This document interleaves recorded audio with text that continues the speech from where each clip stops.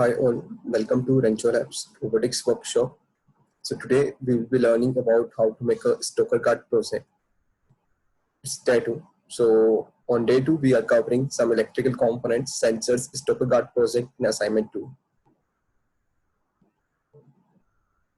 Let's start with the Stoker card project. So firstly I will explain you what is the meaning of Stoker card and how exactly it works. Then we will go into the functioning of an ultrasonic sensor and different components required to build this product. So let's get started and let's understand how an Stoker card project works. So as you can see in the image, there is some sensor here. There is some product here. Okay. So basically this is the project that we are looking to build today. And what's the functioning of this project is, this project alarms you whenever someone is at the back of you or at some distance, approximately 2 to 3 meters. This product will alarm you that someone is behind you. Okay, so this product has many applications. If you try to think in very different scenarios, it will come up with different applications in different scenarios. What you can do, you can also use this product to maintain the social distancing.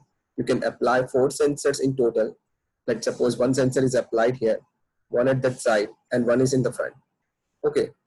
Now you can say that this is a belt that is applied on my vest and it can help me for the social distancing. Whenever some people is within like 1 or 2 meter range within my vest, it will start to alarm me that someone is near me. Someone is nearby me and I have to cautious that I can get COVID-19 or I may be get in touch with that person. So it is very vast applications that we will discuss in the live lecture that we will be having. So let's start how exactly this works. So suppose this is a person that comes within this range. So this is the range in which this object can detect, this product can detect any of the objects present. Okay, so what does this object does? This sends some waves in the air, this signals in the air. And whenever some object is in the range of that signal, okay, so this gets reflected back. The signals gets reflected back from it and it detects back them. It detects, and as soon as it detects, it alarms the person that someone is at the back, some object is there at your back. Okay, so let's suppose that this distance is around 3 meters. This distance, the range of this sensor is 3.3 meter. Okay, so whenever an object comes within the range of 3.3 meter, this sensor is able to sense them, that some object is within the range of 3.3 meter. And suppose you want to maintain social distancing for 2 meters.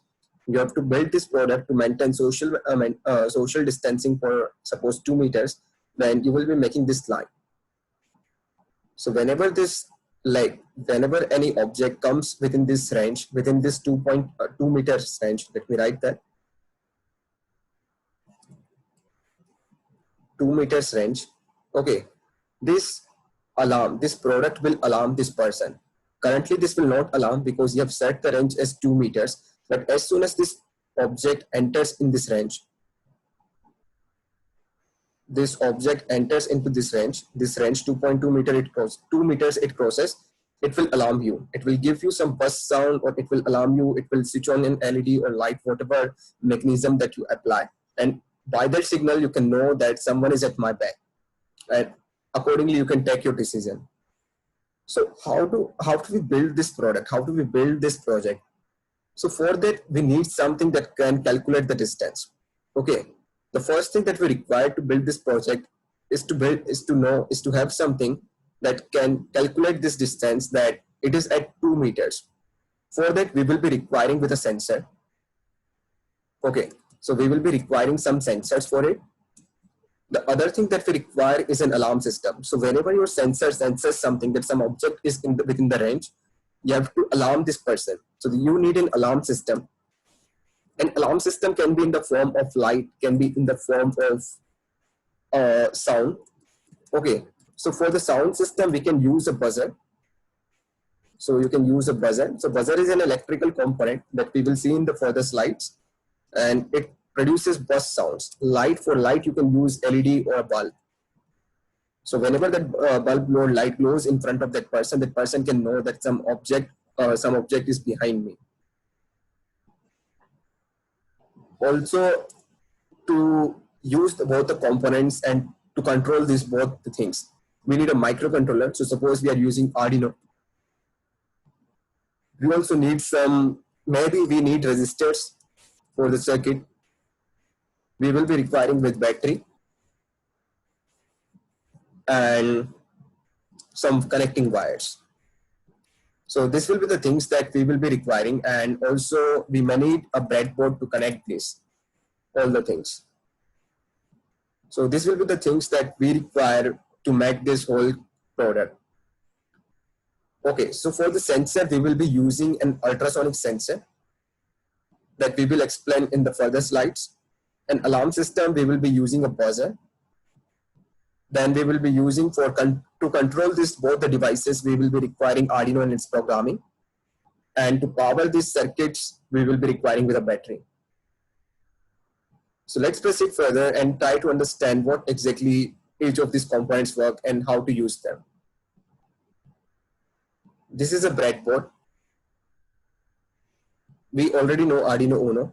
This is an ultrasonic sensor. It's written wrong here, UV sensor. It's an ultrasonic sensor. This is a buzzer, works as same as the LED. Just have two connections. You can apply power and it will start to beep. Like LED switches on, this produces some sounds, buzz sounds. We will require with a battery, wire cutter, etc. So that are the basic things. So in today's class, we will be studying mainly the ultrasonic sensor. Okay, so this is the ultrasonic sensor that you can see in this slide here. This is an ultrasonic sensor, and this ultrasonic sensor works on the same principle as radar works. So how radar works is, radar sends some sound waves in the air. What radar does, they send some sound waves in the air and they wait for their reflection. So these sound waves are sent in the environment by the radars, or you can say the ultrasonic sensor. So like this, these waves are sent in the air. Okay, and this sensor waits for them to come back. And as soon as they collapse with, any of the object present in the air, these waves are reflected back from them. These waves are reflected, and this is a receiver and a sender. So this receives, and as soon as you receive, you got a signal that some object is present in our way.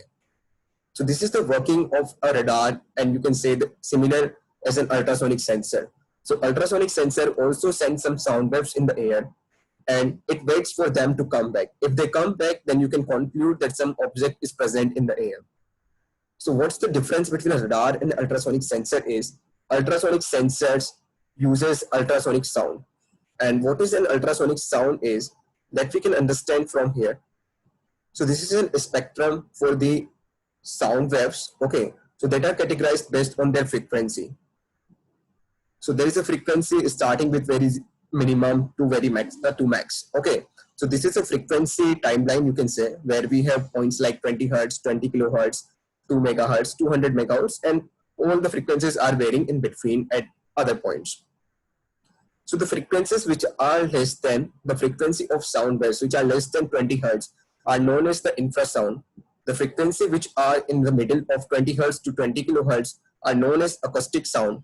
And the sound waves which are greater than 20 kilohertz are called ultrasound. And why this is called an ultrasonic sensor is because this wave uses ultrasound at 40 kilohertz.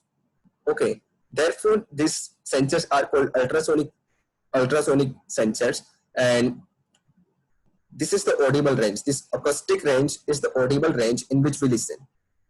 So the frequency that a human being can listen, the sound waves which human being can listen, is the frequency between 20 hertz to 20 kilohertz. This is our audible sound, and the sounds like infrasound and ultrasound are not audible to us. So whenever you send a signal from an ultrasonic sensor, it is not audible to us.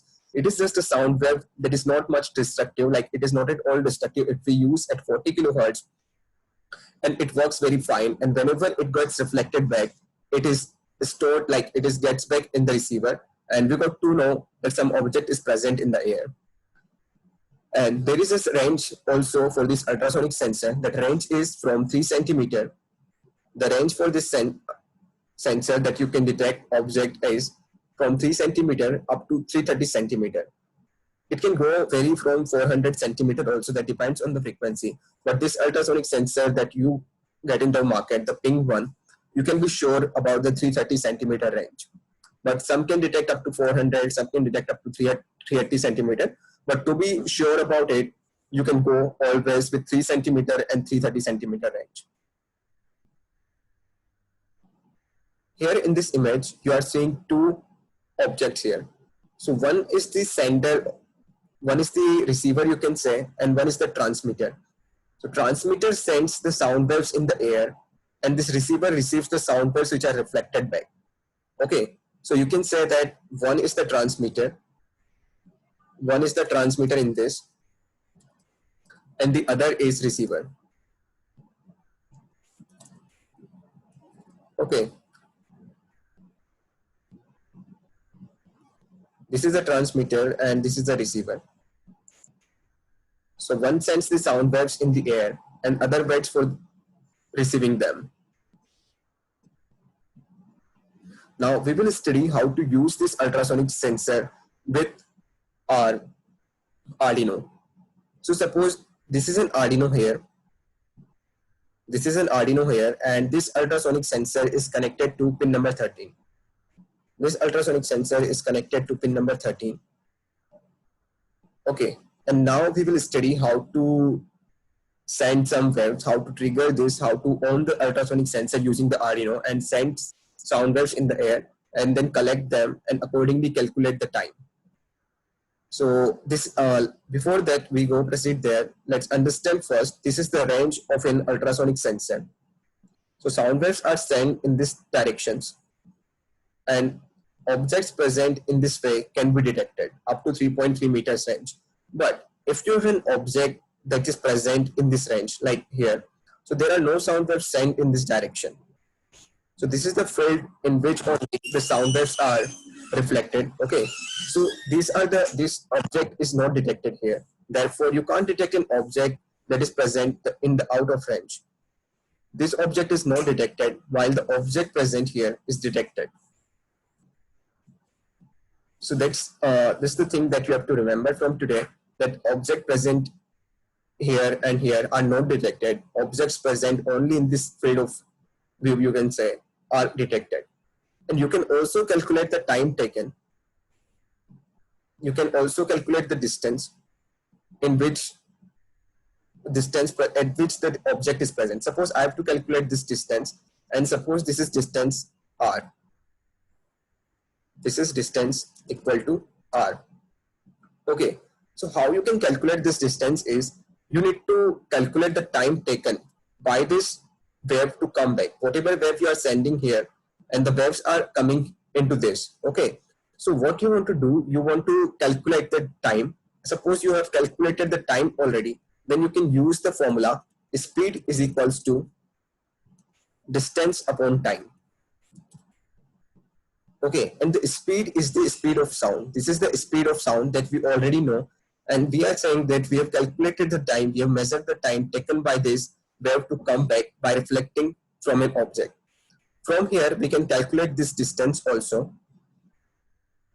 Okay, so how this distance can be calculated is, you can directly say that distance is equals to speed into time. And the speed of sound wave, this distance we have denoted it as r. Okay, this distance, speed of sound is around 342 meter per second into time taken.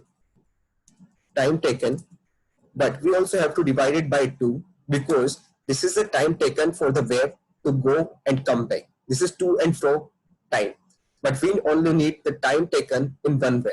Then only we will be able to calculate the distance. Otherwise, it will be calculating twice the time.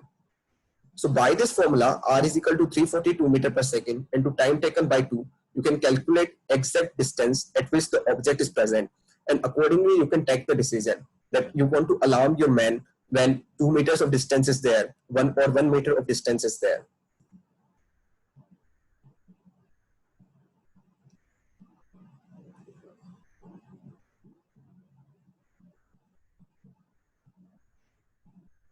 as we have told you before, that sound waves are sent from here, and whenever they collapse with any object, they get reflected back. They get reflected back in different directions. Okay, so one of them is the receiver and one of them is the transmitter. So this is the transmitter here, which is sending the waves in the air, and this is a receiver which can receive the sound waves.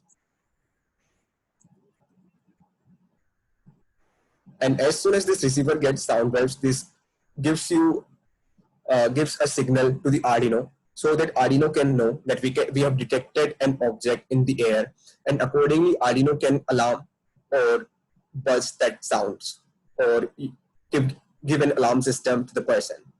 So let's now understand how exactly an alarm, this Arduino, works with this ultrasonic sensor. So what happens is, to trigger the ultrasonic sensor, you require a pulse has to be sent from Arduino. So this is the pulse that we require to send from an Arduino.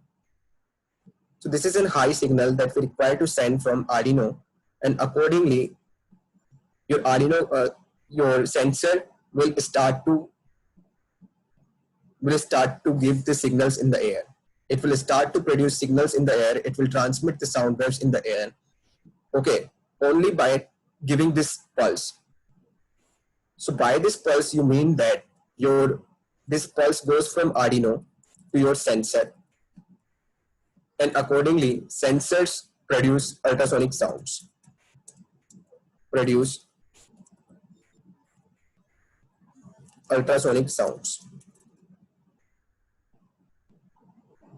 Okay, so for that, from giving a signal, so this is the signal, or you can say, like in the house you have switch off and switch on button.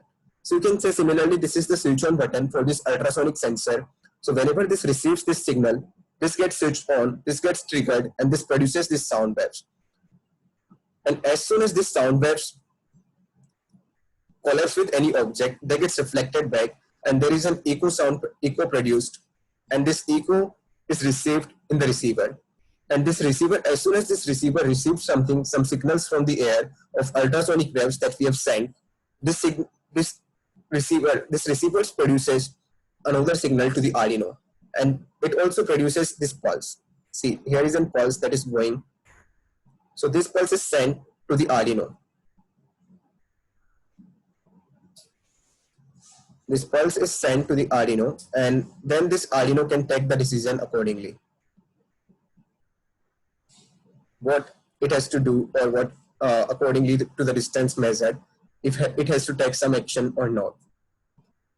Okay, so how to produce this pulse, that's the main thing. So suppose this is connected, this pin is connected at pin number 13.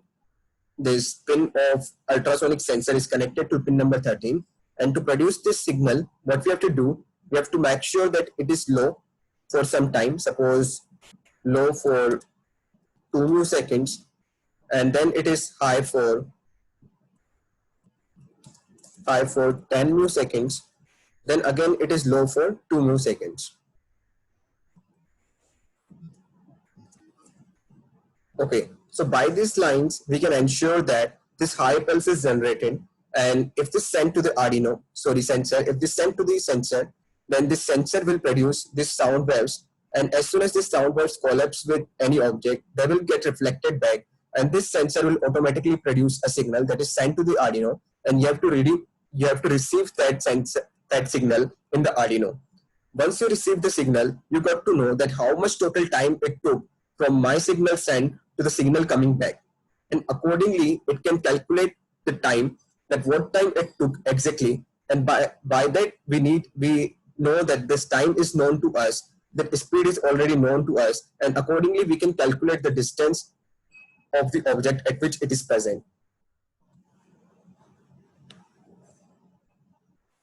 Let's now study in which cases this ultrasonic sensor gives you some false results. So these are some of the limitations that we will be studying now. So there can be totally 3 cases that are possible in the case of ultrasonic sensor.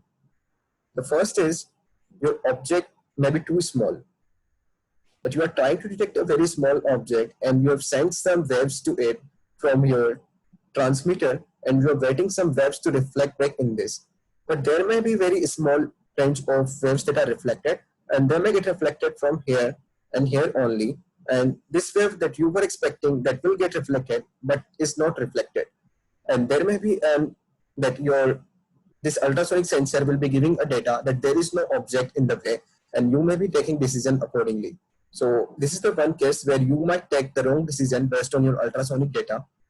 The other case may be there may be a reflective surface. So suppose this is a transmitter and this is sending the waves in this direction, and these waves are getting reflected in this direction because of this reflective surface. And you were expecting that your waves should come in this direction, but they are not coming back. They are directly reflected in this direction. Then also you will be taking a wrong decision that there is no object in front of you.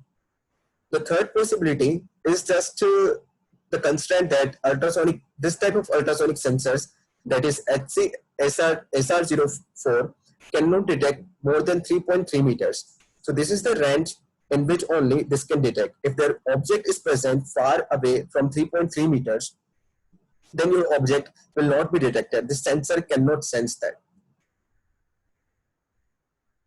This may be the limitations whenever you are using ultrasonic sensors.